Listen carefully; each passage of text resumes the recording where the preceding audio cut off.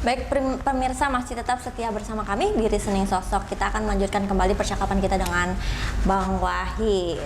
Bang Wahid, Siap. ini Bang Wahid kan di Ketua Angkatan Muda Partai Golkar. Ya, tadi itu kan organisasi di bawah Partai Golkar juga salah satunya. Berarti kan ada keterkaitannya dengan politik juga. Iya. Berarti ada dong ketertarikannya dengan politik? Ada.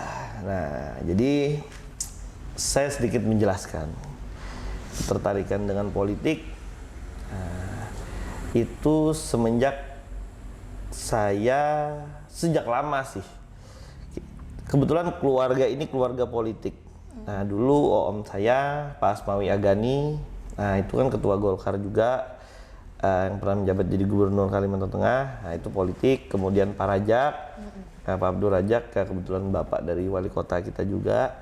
Nah, itu dulu kan ketua Golkar Kalteng juga sempat. Nah, tapi saya terjun ke politik setelah saya lulus kuliah dan sudah benar-benar mapan. Nah, dalam artian saya punya ini, tapi prinsip saya sih ya, pola pikir saya atau pandangan hidup saya. Saya memang tertarik dan suka akan politik. Nah, tapi pada saat saya masih mahasiswa, saya masih sekolah, saya tidak ingin berjubur ke politik. Karena saya memikirnya, saya lihat nih, bukan kita ini ya, mohon maaf, melihat teman-teman yang turun ke jalan, kritik pemerintah atau apa, itu mereka bagus sih, maksudnya menyuarakan suara rakyat. Tapi kalau saya mempunyai pemikiran, alangkah lebih bagusnya kalau saya memang terjun ke dalam politik tersebut. Nah, daripada saya harus menyuarakan aspirasi atau suara masyarakat tersebut tidak tepat. Oke, kalaupun memang tepat, tapi kurang efisien, lebih banyak kan. Nah, maka dari itu saat kuliah, walaupun kuliahnya dulu lama dan walaupun saya juga sebenarnya enggak. Berapa tahun tuh Bang?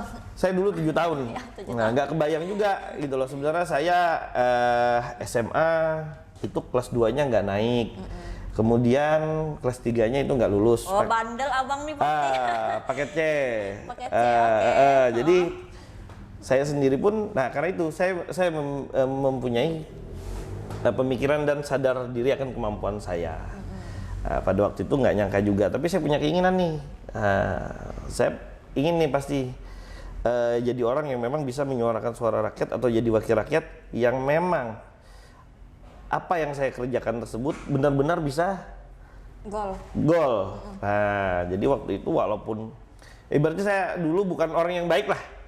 Jadi dulu waktu zaman SMA itu kita pernah berurusan sama polisi. Waktu cerita tuh Bang, waktu kuliah gitu lah. Ya, sebenarnya makanya panjang kalau mau saya ceritain. Jadi kalau di sini dulu saya itu tahun 2003 atau 2004 itu saya pertama kali ditangkap polisi itu. Ya kenakalan remaja lah, narkoba dan lain-lain. Oh, pernah berarti Bang ya pakai narkoba. Wow, baru tahu ini. Terus 2006 juga saya sama. Terakhir itu saya 2008 di Jogja. Ya. Tangkap juga. Ditangkap polisi karena narkoba juga. Berarti belum jerak nih Bang. Itu ya makanya. Nah, waktu itu tapi saya tetap masih punya cita-cita. Nah, saya tetap masih punya cita-cita. Makanya juga saya juga ngimbau kepada kawan-kawan. Kita tahu kan saat ini, Indonesia kita memang lagi pemuda-pemudinya darurat narkoba. Tapi saya menghimbau kepada pemuda-pemudi itu seburuk-buruknya kita tetap pasti punya masa depan. Nah, yang penting jangan minder dan kita mau merubah diri kita. Betul. Itu aja. Itu karena banyak orang yang memang nggak nyangka. Nah, gitu apa yang kita jalani saat ini. Nah, dulu setelah saya keluar itu tahun 2009 akhir, pokoknya 1 tahun lah saya waktu itu di Jogja. Saya lanjutin kuliah tuh waktu itu. Nah, saya tetap maksudnya dari penjara. Wow, berarti saya tetap kuliah. Saya tetap kuliah waktu itu karena saya waktu itu terakhir ini saya punya cita-cita nih. Ini orang tua sama kawan-kawan Newport. Nah, masa saya masih mau bergelut dengan ini? Nah, waktu itu saya keluar, saya lanjutin kuliah. Oh. Kuliah selesai waktu itu saya berpikir keras. Ini saya ini orang keluarga atau pasti banyak yang tidak percaya, Iya. tidak mempercayai saya lagi. Tapi alhamdulillah beriring waktu saya meyakinkan keluarga dan lain-lain. Nah, saya usaha. Waktu itu saya masih zaman saya sama Bang Didit atau Pak Pairit Naparin. Iya. Nah, itu beliau masih kontraktor, saya baru lulus, saya ikut beliau nebeng. Nah, dulu walaupun saudara, tapi kita tetap profesional. Bekerja. Dulu pokoknya saya kerja ya kamu harus dari bawah. Dulu saya nyupirin beliau, saya jadi pengawas beliau, jadi mandor beliau gitu. Nah, sampai saya bisa jalan sendiri pada waktu itu. Nah, pada waktu jalan sendiri mulai ngerintis, saya kebetulan dipercaya oleh PT Permata Negeri Indonesia, perusahaan pupuk di Gresik, kemudian dipercaya lagi oleh Takiron Group. Takiron Group itu adalah perusahaan di bidang plastik yang meliputi semua. Jadi kayak lantai, wallpaper, keset, terus alat pertanian, itu perusahaan dari Jepang yang mana saya dipercaya untuk jadi distributor tunggal wilayah Kalimantan dan Sulawesi. Itu Takiron, Ajir waktu itu saya. Kalau orang sini bilang lanjar, alat pertanian. Nah, lanjar yang kayak ini, tapi mereka bikin dari plastik baja. Itu kemudian dipercaya lagi PT Java Carlos Indonesia untuk menghandle plastik musah di bidang pertanian semua. Iya. Nah, sampai 2015 alhamdulillah udah mulai naik-naik. Nah, terus saya mikir, nah saya udah punya kemampuan nih, alhamdulillah udah mapan. Nah, kayaknya saya udah bisa terjun nih ke politik. Nah, kemarin akhirnya saya terjun ke politik dan alhamdulillah bisa memegang beberapa organisasi dipercayakan ke saya, termasuk KNPI, Angkatan Muda Partai Golkar, terus ini yang terbaru Barisan Pemuda Nusantara. Nah, kemudian waktu Pilgub kemarin, alhamdulillah saya dipercaya jadi Kepala Badan Saksi Nasional Partai Golkar wilayah Kalimantan Tengah untuk pemenangan Pak Edi sama Pak Sugianto Sabran dan Pak Edi Pratowo. Nah, jadi ini saya menceritakan bahwa apa yang pernah terjadi pada diri kita, seburuk apapun masa lalu kita jangan patah semangat. Nah, jangan patah semangat, itu tadi. Luar biasa keren sih sebenarnya kalau saya mendengarkan saat 2 kali terjatuh dalam lingkaran obat-obat terlarang dan sejenisnya, narkoba dan sebagainya, abang masih punya motivasi hidup, masih bisa punya tujuan dan arah hidup. Itu menurut saya tidak banyak yang bisa mengatasi hal seperti itu. Mungkin kebanyakan orang sudah jatuh aja, tidak ada punya pemikiran atau berusaha untuk bangkit atau lagi memiliki arah hidup gitu. Intinya juga dari kita sendiri dan peran orang tua.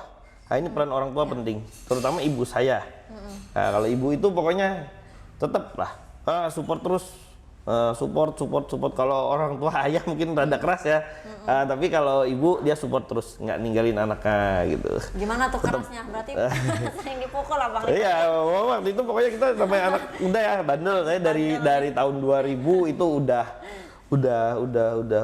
kena narkoba. Alhamdulillah itu selesainya saya 2009. Berarti gimana tuh? Hampir 10 tahun lebih lah itu. Respon orang tua tuh pas abang pertama jatuh ke masalah itu tuh? Dulu sih masih kira bisa selesai. Waktu itu ya itu tadi, sekolahnya SMA-nya hancur. Dulu saya semansa ke SMA 3 ke paketnya. Pindah sekolah nih. Berarti berarti abang dulu tuh banget. Ya itu tadi. Karena dulu kan sambil balap juga. Kebetulan saya balap. Hobinya memang balap. Dari tahun 2002 kita balap sama Bang Pairit Naparin. Apa itu bang kalau boleh tahu? Dulu saya di tim pernah di Honda Kumala yang di RTM Milono, kemudian dulu kita di tim Protek, itu dulu dinaungi oleh almarhum Pak Romi Victorio. Bapak Romy Victorio. Kebetulan beliau sudah meninggal. Nah itu dulu sampai 2006. Nah kemudian 2006 saya pindah ke Jogja, waktu itu udah nggak balap lagi.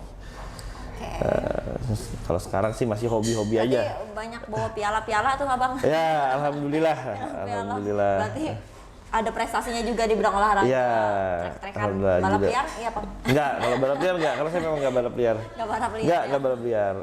Yang resmi ya, ikut Yang resmi, itu. Dan abang tadi cerita abang pernah sekolah di SMA 1 Negeri Palangkaraya, terus pindah ke SMA 3 Negeri Palangkaraya. Berarti abang asli Palangkaraya ya? Asli, saya lahir kebetulan di Palangkaraya, besar di Palangkaraya, TK-nya di TK Purwanida, Iya. yang di samping rumah jabatan Jalan apa itu? Jalan Katamso ya. Katamso. Iya, samping rumah jabatan gubernur. Oh iya, iya. TK Purwanida, SD-nya SD Langkai 1. Nah, yang di depan apa sih sekarang ya? Kalau dulu Hotel Virgo, sekarang Hotel Virgonya udah ganti. Di sebelah Taman Bungai, Gedung Taman Bungai. Sebelah. SDN Langkai 1. Kalau orang bilang dulu tuh SD Batu. Nah, Kok bisa SB? karena itu SD pertama. Nah, itu SD pertama yang dari semen bangunannya. Nah, itu. Jadi ada julukannya. Iya, SD Batu dulu itu. TK Purwanida. Masih ingat nggak Pak Bang? Masih ingat nggak nama gurunya? Ada yang saya ingat beberapa, ibu Nani, terus siapa lagi ya, Bu Nurul, ya udah itu dua aja, yang kayak gitu. Galak atau ini? Nah itu sering ini, sering ya kita kalau kecil kan nakal tuh, dulu sering di kurungnya di kamar mandi TK gitu. Di kamar. Di kamar mandi TK. Berarti gitu. hobi abang juga selain ini bang, hobinya selain di otomotif nih, apalagi? Saya senang burung berkicau. Makanya kalau hari Minggu, kalau memang nggak latihan balap, pasti lomba burung. Tapi kebanyakan lomba burung. Oh iya, Lomba berarti burung peliharaannya berkicau. banyak. Ya, alhamdulillah kita lomba kemarin. Terakhir itu saya juara di Piala Bung Tomo di Surabaya. Tapi prestasi-prestasi nasional lainnya banyak. Seperti tahun 2018 juara Piala Presiden, pernah di Senayan, Piala Pasundan di Bandung, Piala DPR RI di Senayan, kemudian Piala Canting di Pekalongan, terakhir Piala Mahakarya Borobudur di Borobudur waktu itu. Burungnya burung apa sih bang? Burung kacer ya apa? Cicak hijau sama murai Borneo. Iya. Oke deh. Pernah nggak selain ini kan, selain abang pernah jatuh ke lingkaran obat-obat terlarang dan sebagainya, mungkin ada pengalaman lain selain itu yang bisa membentuk atau menjadi guru terbaik buat abang gitu? Pengalamannya itu tadi sebenarnya tidak ada untungnya pakai narkoba, enaknya sesaat. Nah, habis itu banyak ruginya. Nah waktu itu saya mikir, waktu saya sudah mulai diberikan kepercayaan oleh orang-orang, setelah saya selesai bebas itu, kayaknya kalau saya pakai narkoba, kayaknya besok itu badan saya sakit, terus bangunnya siang, terus kurang fokus. Nah akhirnya saya memilih, udahlah ya tinggalin aja. Nah ini kita harus fokus ke pekerjaan. Kayaknya jujur aja lebih enak aja kalau kita punya duit nih daripada pakai narkoba. Ya, malah uangnya malah. Ya, motivasinya seperti itu gitu loh, Mbak. Jadi motivasinya kembali ke diri kita sendiri. Keinginan. Nah, keinginan, walaupun orang bilang itu tergantung lingkungan. Memang tergantung lingkungan, tapi suatu saat apabila kita bisa menentukan jalan hidup dan kita punya kemauan, tidak ada apa-apanya lingkungan. Mau orang di depan kita pakai atau apa, itu udah, kalau namanya kita udah niat ya itu tidak masalah. Oke deh bang. Gitu. Oh ya, ini lagi bang. Kan abang ini nih dari cerita abang juga cukup untuk menginspirasi banyak teman-teman yang ada di rumah ya bang ya. Iya. Tapi selain abang menjadi inspirasi kami juga, pasti tentunya abang juga memiliki sosok yang menginspirasi buat abang.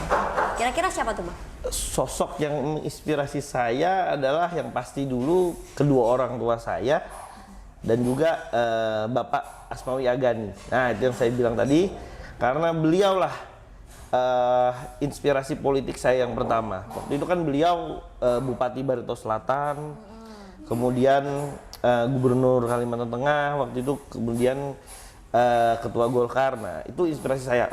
Orang kok bisa jadi gitu loh. Nah, saya juga harus bisa jadi. Saya sebenarnya memang ingin politik, tapi itu tadi saya sempat kesandung beberapa kerikil dan cobaan-cobaan. Jadi jalannya kurang mulus, tapi tetap saya kejar cita-cita itu. Alhamdulillah sekarang saya malah bisa di wakil ketua 1 DPRD Kota Palangkaraya pada saat ini. Biasa sekali ya Bang. Oke, kalau gitu kita bakal masuk ke segmen berikutnya, yaitu segmen games. Tapi sebelum itu kita akan menyaksikan pesan-pesan berikut ini. Tetaplah bersama kami.